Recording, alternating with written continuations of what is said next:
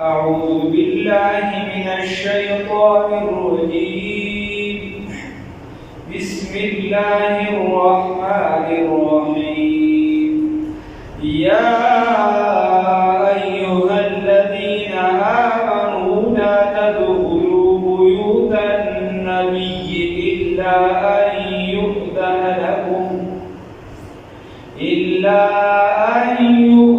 لكم إلى طعام غير ناظرين إناه، ولكن إذا دعيتم فادخلوا فإذا طعمتم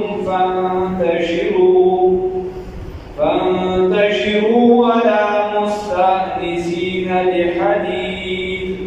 إن ذلكم كان يؤذي النبي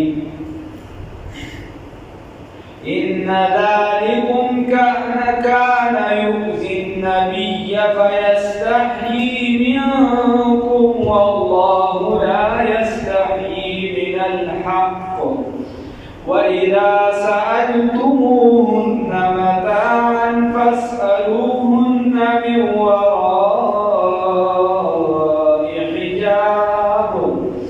ذلكم أطهر لقلوبكم وقلوبهن. وما كان لكم أن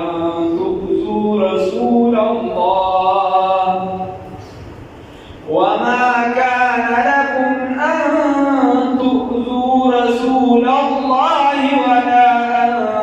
تنكحوا أزواجه من بعده أبدا،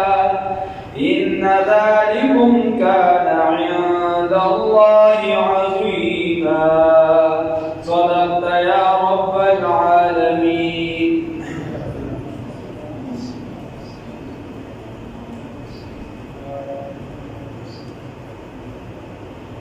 اللہ رب العزت فدی آیات مبارکہ کے فرمائی یا ایوہ الذین آمنوا، اے ایمان خاوندان لا تدخلوا بیوت النبی، تاسو مداخلی کے کورونو دا نبی کریم صلی اللہ علیہ وسلم الا ان یؤذن لکم، مگر چی اجازت در کی تاسو دا دعوت در کی تاسو دا اجازت در کی الى طعام طرفتا غیر ناظرین، چنوی انتظار کون کی تاسو، چنوی انتظار کون کی تاسو اناو روٹے تا خوراک تا یا پخولو تا من خبرہ دادا دا دی آیات شاہ نزول داری مخی دا واقعی بار بار تیرم شون. حضرت زینب بنت جحش رضی اللہ تعالی عنہ دا نبی کریم صلی اللہ علیہ وسلم فنکاح سره بستلا. تاسو تماویلی دا حضرت زینب رضی اللہ تعالی عنہ دا نکاح فیصله په اسمانونو کې شوی. اللہ رب العزت دا طرف دا حکم دا رواج ختمو او دا رواج دا خلق جرو تورکلو جاہلیت کی، نو دا رواج مکمل ختمون نو دا ختمون پا نبی کریم صلی اللہ علیہ وسلم سره. خبر دا سوا چه دا نبی کریم صلی اللہ علیہ وسلم سمرم نکاحون شوی، آغیر کی سادہ ولیمه سنت دا خوراک پی ولکول روٹے ورکول دا سنت دی. علماء لیکلی دی چه آغا ٹیم بیا نقصان ترسی، یعنی گناہ بولتو نوائی و نقصان ترسی اکثر دی بیا رسل گناہ جوڑا شی چه کده تبا تبا ولیمه باندی کرزون را غواری. نا شریعت کوئی دا سنت تا استاد وصف مطابق لکه د ټولو نه ګرانه بیبي رسول الله صلی الله علیه وسلم د زمونږ استاد مور بیبي سیدنا عائشه صدیقه بنت صدیق رضی الله تعالی عنهما، او د هغې چې کله رخصتي کېدله نو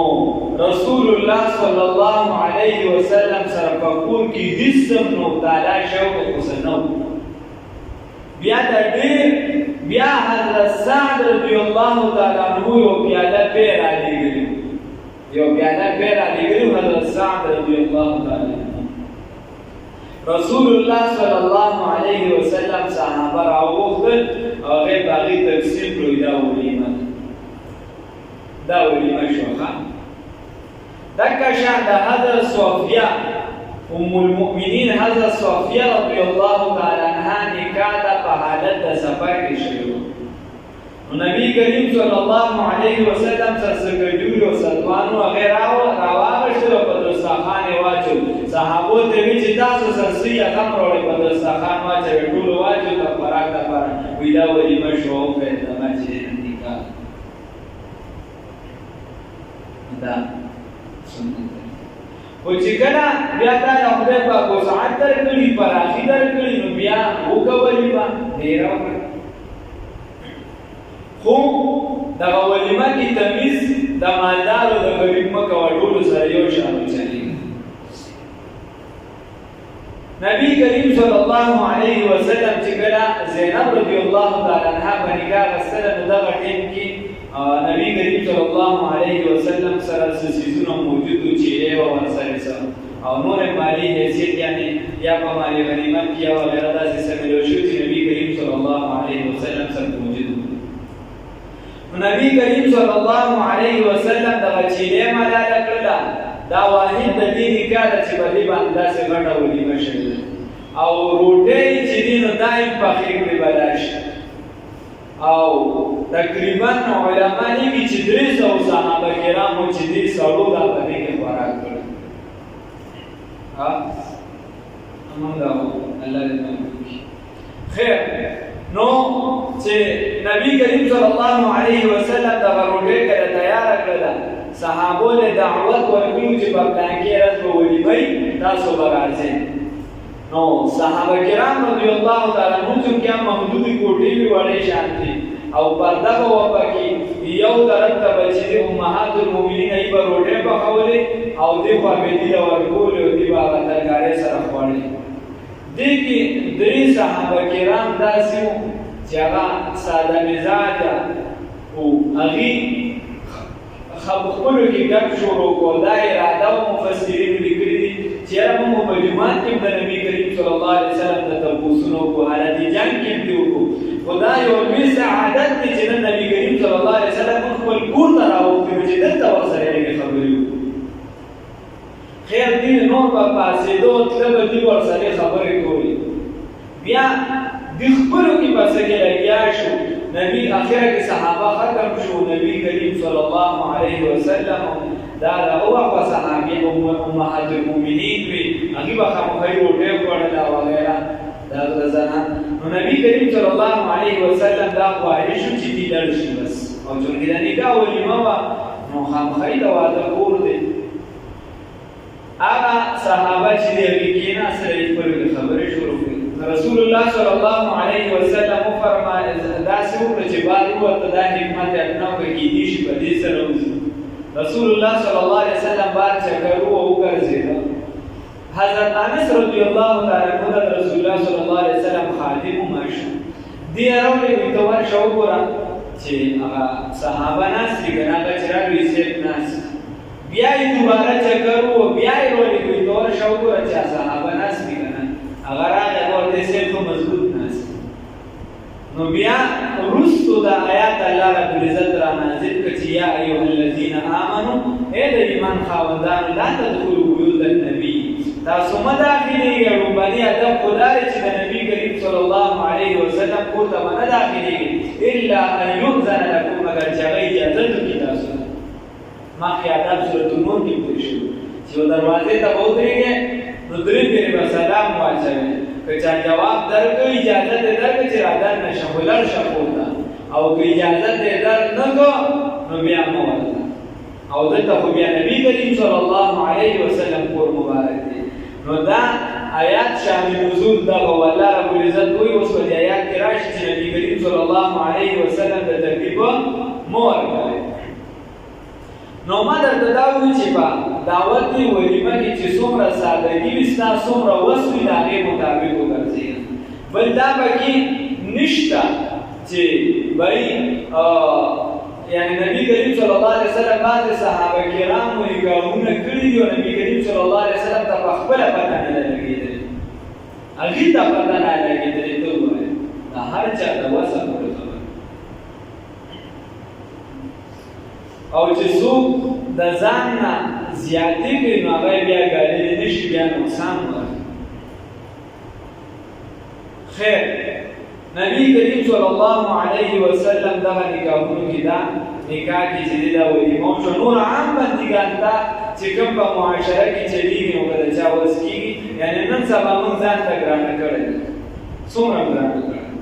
نو بیا څه هغه تاسو چې ورته ماشومان وایي تر 13 او 35 کالو پورې ته راشه په خدای کې نو که چا څومره مینتونه کوي د واده دا خبره پکې کوه. تاسو چې ورته نابالغه وایه ماشومانه 35 سالو پورې ته د هغې نه تپوس وکړه ته په خدای یقین وکړه، په خدای یقین په ما یې مه کوه دی قرآن ته ناست د هغې باندې ته یقین وکړه. اته چې ورته ماشوم وایي چې ته یې وس یې نه کېږي او دې پخپو نه دی ولاړ، پخپو چې هغه ودرېږي نو تا 35 سالو ته رسولي او هغه هم بیا یې داسې ودرېږي چې بیا هم ورته ځمکه خرڅوي، چې 35 سالو ته ورسي بیا هم ورته ځمکه خرڅوي، ځکه دا واده دې سره د نوم رسولي چې بیا ورته هم ځمکه خرڅوي، چې 35 سال عمر کې ورله خرڅوي نو په دې د 18 کې ورله خرڅه کړه. بیا یې خلک راتاول یو بل پسې نو موږ پکې کاکا کې لګولې دي، موږ وایي چې د کوم پلار د کمرې وس کېږي هغه دې ورته واده وکړي. بچې به دونه به هم خر دی چې کور ته ښځه راشي هغه به بیا څه کوي نو هغه به په سلو کې چېرته یو وي نو د سلو د یو کس ته به ولې به ته سل کسه تباه کړې، دا کوم قانون دی؟ دا ستا هیوي حق دی په تا باندې لازمي دی، دا په تا دی. هغه چې ودرېدو او ته چې هغه ودرېدو ته پرېږدې او ستا ذهن ته د هغه دماغ راسي وغیره نو تا په 35 باندې اړولې نو موږ وایو کاکا مه چا پسې متایې نه موږ پسې راتایو نه بل پسې تا وایې چې د چا وس کېږي د کوم پلار هغه پلار چې بچي د واده کولی شي، داسې نه دا کوم چې موږ څیزونه نه چې بس کولی شي د کور وغیره وسې وي نو هغه دپاره که د دې بچي نه ګناه کېږي او ده ورته ونه که سره د دغې وسعت او د پراخۍ چې وسې کېږي نو دی ورسره برابر په دې ګناه کې شریک دی. او دا هم درته زه ویم قرآن ته ناست چې ما ته داسې خبرې راغلي تپوس شوي دي که زموږ نه ګناه کېږي د پلانکې یا دا نو زموږ پلار به وایي دا ګناه به پلار دی که موږ ته کوي، دا ګناه به موږ دی که پلار ته کوي. نو ما ته چې چا وس کېږي اوس نه یو کس خپل هر کس په خپل وس کوي. زموږ معاشره داسې ده. ما د انډیا یو کس دی د یونیورسټۍ سټوډنټ دی مسټر مزمل ما سره لګی کړی ډېر ښه لیکل کې لیکوال دی نو یو ورځ راته یې دا واده کړی دی نو ما ورته ما نه دی کړی هغه ته ډېره ناشنا ښکاره شوه لکه شرم دی نو بیا خیر کیسې راوړلې نو ما ورته ویل ما سره بلا ملګري دي نو د دې کلیوالو یو 29 تصویران مې ور ولېږل ما ورته یې ټول وګورې دي کړی دي ته واښه ما چې دا څه وي ما ورته ټول دغه دلته کې چې چا وس نه کېږي هغه هم په دغه اخته دی چې د چا وس کېږي او الله رب العزت وسعت ورکړي یو چې د یو کس وس کېږي او هغه کس وایي چې زه یې نه کوم بس صحیح ده دین طرف ته متوجه دی یا چې د دنیا په یو شعبه کې دومره لګیا دی چې هغه تا ته که تی ورته لګیا یو هغه نه کوي صحیح ده او یو چې داسې ته ورته داسې معمولي وي هغه چې بار راوځي بیا کله ګیټ ډله ته ورکړي او کله څه ده نو هغه بیا بار ته نو دا داسې نه دي پکار. ښه الله رب العزت چې چا له وسعت ورکړي نو د خپل کور ته خوشحالي په خپل ژوند راولي دا پته نه لګي چې د چا نیټه په کوم وخت مقرریږي مقرر ده نو په خپل ژوند خپل کور ته خوشحالي راولي په خپل هغه عمر باندې به د بچي خوشحالي ووینئ چې کوم عمر هغه په تاسو باندې تېر شوي دی او تاسو ته ډېره ښه پته ده. او نوجوانان د خپلې پاکدامنۍ ډېر خیال وساتي یو په بل باندې نه لاندې وځي. یا ایها الذین آمنوا اے د ایمان خاوندانو لا تدخلوا مه داخلېږئ بیوت النبي کورونو د نبي کریم صلی الله علیه وسلم ته الا ان یؤذن لکم مگر چې اجازت درکړي تاسو ته الی طعام ته نو هلکه روټۍ له به هم بې اجازته نه ځي ښه چې چا درته دعوت نه کړي هغې روټۍ له به نه ځي چې بس روانې دار چې املا دې تړلې کړه پلانګي کې خیرات کې خان راځه پلانګي کې واده دې د نرزویمان ځای ته روان دي نو دا څنګه ده چې چا دعوت درکړي نبی کریم صلی الله علیه وسلم فرمایي کوم کس ته چا دعوت نه ورکړي دخل سارقا خرج مغیرا وی دا کس چې دې غږ داخل شي دغه کور ته دې دعوت ته دې غږ داخل شي او ډاکو دې راووتو یعنې ده ډاکه وکړله دغه غلا یې وکړله دغه شان ترې وکړي نبی کریم صلی الله علیه وسلم د یو بیره چا ډوډۍ کړې وه او څلور صحابه ورسره چونکې ورسره کوم ورسره زیات ناس پاس نو هلته د بعضې خلکو باندې چې لکه دا پلانکي زه ډوډۍ کوم نو ده سره دا یو کس ګرځي یا دوه کسه دا ورسره نو هغوی هم ورسره اکثریت وکړو نو دغه شان نبي کریم صلی الله علیه وسلم سره به دغه څلور صحابه درې صحابه دوه خاص کړ دا به ورسره هغوی هم ډوډۍ کړې وه چې دې تله په لاره ورسره یو صحابي بل ملګری شي هغه هم ورسره روان شي اوس هغه ته یا معلومه یا نه خیر خو چې هغه کور ته ورسېده نو نبی کریم صلی الله علیه وسلم هغه کور صاحب ته آواز وکړه بارنه وایي موږ ته اجازت دی در دننه شو او موږ خو تا چې چا ته ډوډۍ کړې وه هغه هم یو راسره اضافي بنده دی نو که ستا خوښه وي او د ده تا یعنې پروګرام کړی وي د دومره کسانو چې دی هم رادننه شي او که نه دې کړي چې دی واپس کړو نو مسله ته معلومه شوه چې کوم کس ته سد نشي دی واپس کولی شي خو بیا احتیاط په دې کې که پکار دی چې زموږ معاشره ده خلک بیا خبر کېږي وغیره نو که چا دغه کړی دی خیر دی ګزاره دې کوي څه لازمي نه ده پکې هغه ورته نه صاحب رادننه شي دې بدن باندې یې کړی نو بغیر دا سطح به چې دی نه دی الا ان يؤذن لكم مگر چې اجازه درکړي تاسو ته الى طعام دپاره تاسو له دعوت درکړي غیر ناظرین چې نه انتظار کوونکي انعام پخولو ته اوس داسې نه ده چې هغه غریب تا ته ګناه یې کړې ده تا ته یې د روټۍ ویلي دي نو تا ته یې 12 بجې یاد کړي او ته د ناز دوی ته ورته په 10 بجې کور ناست دی نو مفسرین پکې نقطه بیانوي نقطه پکې دا ده که دغه کور والا ته تکلیف وي نو بیا د وړاندې نه تلل ګناه ده نه به دې بیا وړاندې بګ سکرین باندې کوم یې تیار کړي بس هغې ته اوس خو خلک یاد یو څه ټیم پته نه لګي بیا ولکن اذا دعیتم لیکن دومره خبره ده که چېرته دعوت درکړي تاسو ته نبي کریم صلی الله علیه وسلم فادخلوا بیا داخل شئ فاذا طعمتم نو چې کله خوراک وکړئ فانتشروا بیا خواره شئ بیا ایسارېږئ مه ولا مستانسین او ناس مه پاتې کېږئ مه اخته کېږئ د حدیث په څه کې په خبرو کې خبرو د ناس مه پاتې کېږئ ان ذلکم یقینا ستاسو دا خبرې دا کار کان یؤذي النبي دا تکلیف ورکوي نبی کریم محمد رسول الله صلی الله علیه وسلم ته فیستحی منکم هغه ستاسو نه حیا کوي نبی کریم صلی الله علیه وسلم ډېر زیات حیا نه او دومره حیا به یې کوله حدیث مفهوم دی چې څنګه دا پاک دامنه زنانه پاکه چې پرېږدئ او حیا کوي د هر څه نه ځان پټه ساتي دغه شان به د دې نه به زیاته حیا کوله نو حیا او حدیث کې بخبر رسول الله صلی الله علیه وسلم فرمایي الحیاء من الايمان حیا د ایمان نه ده او الحیاء شعبة من الايمان حیا حصه د ایمان ده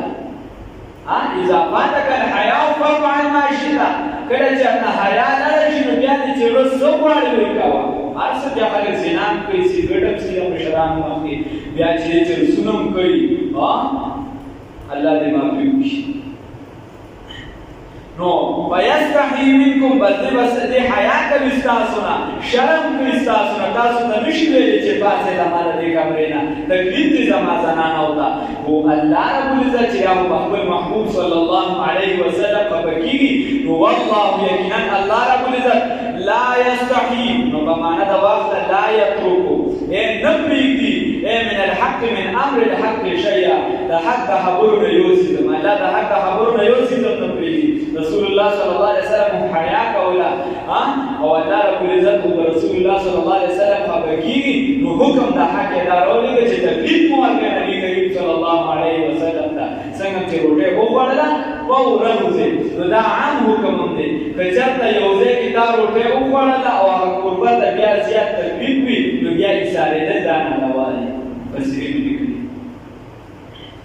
الله رب العزت د عمل توفیق راکړي وإذا سألتموهن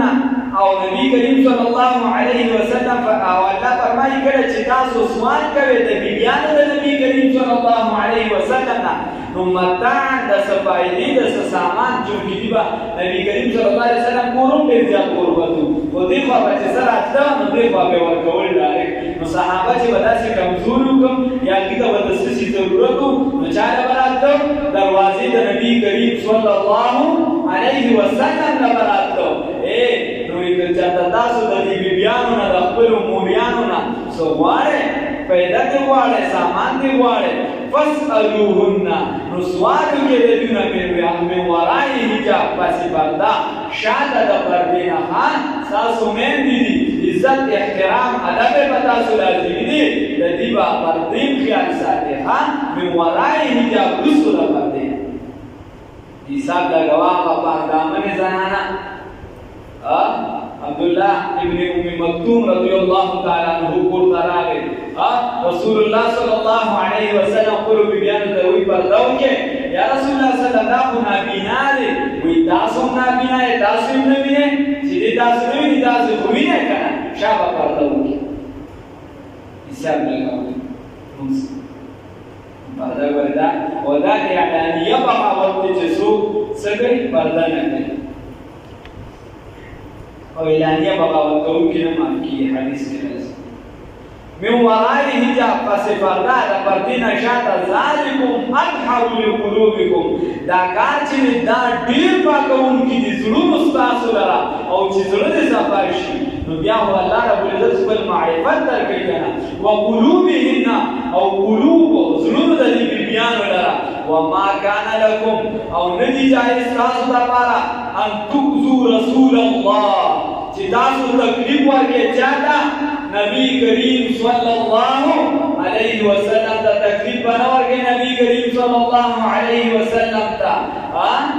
نو بېدل یو شاعر کاکا او ډېر زیات چې دي صوفیانه کلامونه یې دي کړي لکه دا اوس چې دي په بازارونو باندې ناست دي او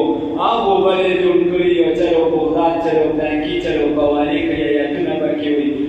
یا دا شاعران وي ته به ګڼې دا نیک بزرګ دی چې د هغه بیا احوال ورپسې ګوري دا اوسني چې کوم دي نو هغه د نه سړي زوی هغه د چا په عزتونو کو چرته پروفیسر لګېدلي چرته صحیح چرته صحیح او چې کوم شاعر پسې تحقیق کې نو په سلو کې 10 چاته پاکدامنه راوځي نو د بل په عزت په مقاله کې چې دی ویله نه کوي په شاعرۍ کې ایله نه کوي په بل څه کې ایله نه کوي الله دې وساتي نو خبره داسې ده بېدل شاعر چې دی هغه په چالیان کې د هغه د فارسي شاعري وکتله هندوستان ته راغی هندوستان ته چې کله راغی نو تپوس یې وکړو دې به راته کوم ځای مېلو شوي نهیخانه کې دې ورشه نهیخانې ته چې راغی او هغه ګیره خوړله ورته یې هغه ریشمې تراشي فارسیوان ورته وایي مشره ګیره وې هغه ورته هغه هم حاضر جواب وکنه وایي بلې ریشمې تراشم ولیکن دلی کسی نتراشم گیره وخم کو دا چازړه مې زخمی کړی دی هغه ورته ارے دین رسول الله مې تراشي تا خو د نبي کریم صلی الله علیه وسلم زړه زخمی کړ تا خو د هغه زړه زخمی کړ نو الله رب العزت فرمایي وما کان لکم تاسو د جایز نه دي اجازت درته د دې خبرې نشته ان تؤذوا رسول الله چې تاسو تکلیف ورکړئ چا ته نبی کریم صلی الله علیه وسلم دا ته ولې د انګریز چهره ښکلې ښکاري دا ته ولې د کافر مخ ښکلې ښکاري ورته ولې سنت د نبی کریم صلی الله علیه وسلم پیران ته ورځئ نالې ته ورځئ ان ذلکم نو الله رب العزت فرمایي دا تاسو له جایز دی ولا ان تنکحوا ازواجه ولا نور خبرو کې تکلیف مو ورکوا ولا ان تنکحوا او ملکا کوي ازواجه د بیبیانو د نبی کریم صلی الله علیه وسلم سره یا داسې وایه او نه جایز طریقه بیبیانو د نبی کریم صلی الله علیه وسلم سره من بعده رسل دینا ابدا همیشه د همیشه لپاره د نبی کریم صلی الله علیه وسلم بیبیان مبارکان چې دا څه شي دي د دې عدت د ټول عمر د علماو لیکلي دي د دې چې دې د سره د بل چا نکاح ورسره جایز نه ده یوه دویم نمبر نکاح ورسره ځکه جایز نه ده چې دا د ټول امت موریان دي د دې وجې نکاح ورسره جایز نه ده بله خبره عزت او احترام د مرتبه ده د امتي او د نبي کریم صلی الله علیه وسلم په منځ کې او بیا یو نوم وویه منځ کې فاصله ده د ځمکې او د اسمان نه زیاته ده نو بیا چې د کوم شي صحبت نزدېکت د نبي کریم صلی الله علیه وسلم سره زیات راغلی دی نو هغه یې اوچت کړی دی عظمت یې ورکړی دی رفعت یې ورکړی دی نور پکې به دا ولې علماو لیکلي دي او بل حدیث کې راځي څنګه چې ګوره وراثت د نبي کریم صلی الله علیه وسلم نه تقسیمېږي دا د ټول امت لپاره دکه شان بیبیانې د نبي کریم صلی الله علیه وسلم دا د ټول امت میندې دي دا په نکاح باندې نشي اخیستلی الحمدلله ولا ان تنكحوا ازواجه وما په نکاح سره اخلي نو دا خبره داسې وه چې دا نبي کریم صلی الله علیه وسلم کور تشریف فرماو نو په جاهلیت کې به داسې الو نن سبا هم دا دی چې جاهلیت کې به څوک د چا کورونو ته وردننه کېده نو اجازت به نه وخته ډایرکټ به ورته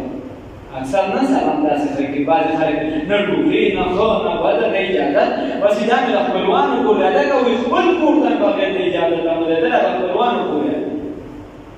او خپلوان څه چې د چا سره ستا نکاح نه کېږي یعنې چې نکاح همیشه دپاره چا سره حرامه ده خو ستا نږدې شو خور دې شوه مور دې شوه وغیره داسې نږدې رشتې شو د دې نه علاوه د تللو د مامالو وغیره د دې سره یوازې والي دا په څلور مذهبه حرام دي ستا او د هغې ترمنځ رشته چې دا هغه جایز ده صحیح ده شیطان پکې خپل کار کوي او بیا په موټرسایکل باندې یا چې ځان سره لرې سفر کول وغیره دا بالکل په شریعت کې منع دي بالکل منع دي موږ څه نو خیر خبره داسې ده ولا ان تنكحوا نو دغه سردار چې دی دا د نبي کریم صلی الله علیه وسلم کور ته رادننه شو بغیر د اجازت اوس هغه د هغه وخت عادت نو هغه د قبیلې سردار بغیر د اجازت راغی نبي کریم صلی الله علیه وسلم اوس کمره کې ناست دی مور بیبي عایشه رضی الله تعالی عنها ورسره ده او نبي کریم صلی الله علیه وسلم ته په خپل کور کې ویل ورته دا درسره څوک ده دا وایي دا درسره څوک ده هغه ورته وایي دا د ابوبکر صاحب لور ده زما بیبي ده او د ټولو مؤمنانو مور ده عایشه رضی الله تعالی عنها هغه ورته جواب کې ورته سردار څه وایي هغه ورته وایي خان یو کار نه کوم وایي څه وایي ته به چې دی نو د خپله بیبي ماله به نکاح راکړې او زه به خپله بیبي ته نبي کریم صلی الله علیه وسلم ورته خیر څه خبره کړي دا بند دي او دا حرام دي صحیح نو بیا عائشه رضی الله تعالی عنها نبی کریم صلی الله علیه وسلم ته عرض کړي چې دا څوک ورته وایي دا احمق دی بېوقوفه دی نو الله رب العزت فرمایي چې دا ټوکړه پکې بیا راغله ولا ان تنکحوا ازواجه من بعده ابدا ان ذلکم یقینا دغه خبرې دغه کار کانه که چېرته داسې وکړو یا دا خبرې وکړې بیا نو کانه دا چې دی عند الله په نزد الله تعالی جرما عظیما یو لوی جرم دی عظیم جرم دی عظیم جرم دی دا د الله اجازت درکړې دی څلور نکاحونه وکړه خو د نبي کریم صلی الله علیه وسلم د بیبیانو پورې عزت احترام عفت پاکدامني دا مسلمه ده د هغې موروالې دا مسلم دي زموږ میندې دي الحمدلله موږ پرې فخر کوو او الله دې په دغه عقیده باندې وفات راکړي نو په دغه کې هېڅ څه نشته اوس موږ خو یېرېږو الله رب العزت دې درله توفیق درکړي چې څلور نکاحونه وکړي بلا ثواب دې وکړي یا ایها الذین آمنوا اے د ایمان خاوندانو پورې مو ایسے نبی هم پسې په جګړه راشي لا تدخلوا مداخلې بیوت النبی کورونو د نبی کریم صلی الله علیه وسلم ته الا ان یؤذن لکم مگر چې اجازت درکړي تاسو ته چې نبی کریم صلی الله علیه وسلم اجازت درکړي تاسو نو ګوره د نبی کریم صلی الله علیه وسلم سویمه بیبي ده او نبی کریم صلی الله علیه وسلم په څومره خوشحالي کوي دا څه د غم خبرې نه دي دا د خوشحالۍ خبرې دي او او چاته چې الله رب العزت دا توفیق ورکړي په دې سنتو باندې عمل نو هغه د الله شکر ادا کړي او برکات نه پردي کړي الله تعالی په سجده پریوځي چې خدای پاکه دا سعادت تا ما ته نصیب کړي سعادت بزوري بازوري تا نه بخش خدای بخشنده الا ان يؤذن لكم مگر چې اجازه درکړي تاسو ته الى طعام ستا روټه دا غیر ناظرین چې نو انتظار کوونکي تاسو اناو سو په خولو تا نو وخت مزه ولکن اذا دعيتم مگر کده چرته تاسو ته دعوت درکو اجازه درکو فدخلوا داخل شي فاذا دعيتم فسنګل چې روټه وکړي فانتشرون بیا جدا شي ولا مستانسین ناسمه پاتې کیږي له حدیث خبرو تا ان ذالکم یقینا تاسو دا خبرې عبد الله ابن عمر رضی الله تعالی عنہ فرمایي وی کما دا پته ولګي چې دا ما د مازیګر معمولی د حسابات د وزو وفات کیږي نو دا ټیم په ځای بغیر د لیکانه د روزه په پته ټیم هم لیکا چې ما دا ولې چې زو وفات کیږي دا له لفظه مې پاتې ده وی بغیر د لیکا په ځای ټیم نه دی عبد الله ابن عمر سے رضی الله تعالی عنہ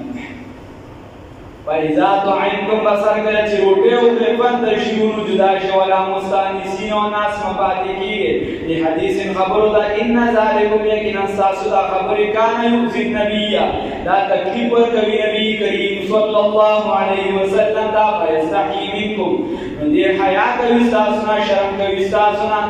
نه شرم کوي والله والله رب العزت لا یستحی لا یترک من امر الحق شیئا لا یستحی لا یترک النبی من الحق والامر دا حق نه دا خبره دا حق نه هیڅ و اذا سالتموهن یعنی خبره درته وکړه بس مګي نه تکلیف ورته و اذا سالتموهن هر کله چې تاسو سوال کوئ د بیان د نبی کریم صلی الله علیه وسلم متاعن د سبایدی فاسالوهن سوال کې د دیونه می ورای حجاب شاته د پردي ذالکم اطهر لقلوبکم وقلوبهن دا اساس زړونو د لپاره خو پاک تامنی د خو پاکیه وقلوبهن د زړونو د لپاره بیان د نبی کریم صلی الله علیه وسلم وما كان لكم او ندی جایز تاسو لپاره ان دا خبره توکو چې تاسو تکلیف ورکړي رسول الله رب العزت ولا ان تنكحوا ازواجه وند جایز تاسو لپاره نکاح بیان د نبی کریم صلی الله علیه وسلم سره من بعد رسول دینا ابدا